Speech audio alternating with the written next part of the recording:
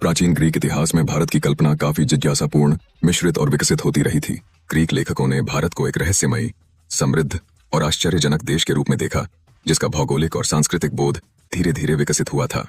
प्राचीन यूनानी इतिहास में भारत को एक सुदूर और रहस्यमयी भूमि के रूप में देखा जाता था, जो फारस के पूर्व और हिमालय के दक्षिण में स्थित था। यूनानियों ने इसे इंडोस या इंडिका नाम दिया था, जो सिंधु नदी से उत्पन्न हुआ था। हेरोडोटस जैसे इतिहासकार, जिन्होंने इंडिया शब्द का उल्लेख किया है, पश्चिमी दुनिया को भारत और उसकी संस्कृति से परिचित कराने में महत्वपूर्ण थे। सिकंदर महान की विजय के बाद यूनानी विचारों और संस्कृति का हिंद यवन राज्य के रूप में भारत में प्रसार हुआ और हिंद यवन इंडो ग्रीक साम्राज्य की स्थापना हुई, जिसने कला, वास्तुकला और सिक्कों में यूनानी और भारतीय शैलियों का मिश्रण किया। संपर्क और कल्पना के स्रोत।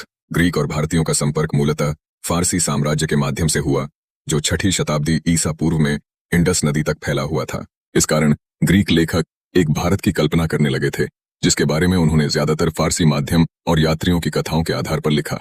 हेरोडोटस, हेकेटायस, क्टेसियास आदि ग्रीक लेखकों ने भारत का वर्णन किया। उनकी भारत कल्पना में कई बार अतिशयोक्ति युक्त चमत्कारिक कथाएं, जैसे सोने की चींटियां, एक आंख वाले लोग, बेहद लंबी उम्र वाले भारतीय इत्यादि शामिल हो गईं।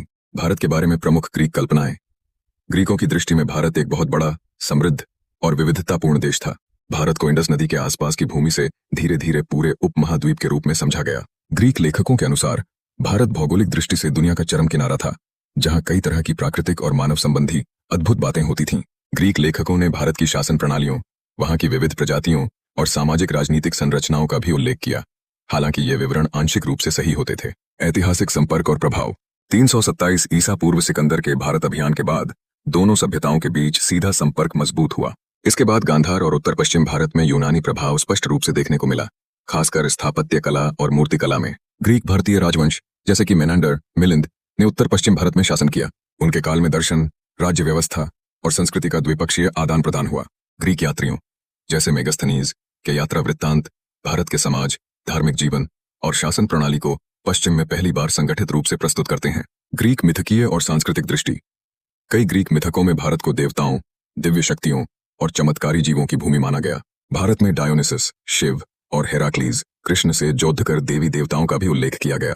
यूनानी साहित्य और नक्शों में भारत कल्पना का, ज्ञान की खोज और अज्ञात धरती के आकर्षण का प्रतीक बन गया।